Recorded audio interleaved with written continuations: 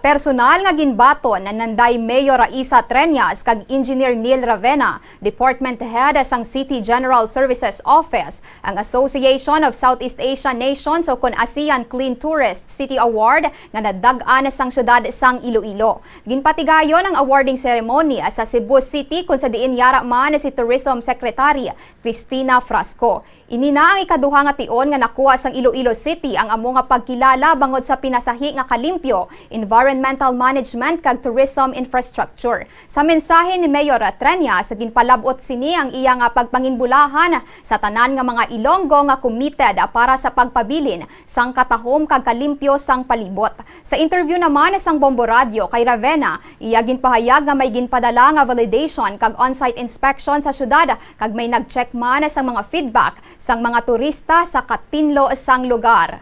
Madamo, salamat. Congratulations sa kabilugan sa Iloilo City. City government, sa aton mayor, si Mayor Raisa, and sa tanan ara sa city government that is working hard para sa sining award. Ang aton nakuha nga award is ASEAN Clean City Tourist Award. So ginhatag ini sang ASEAN diri sa aton and attended by the Secretary of Tourism kag nagkalain-lain daw 11 countries nga ari diri kag ang aton mayor among nag-receive sang sining nga mga award.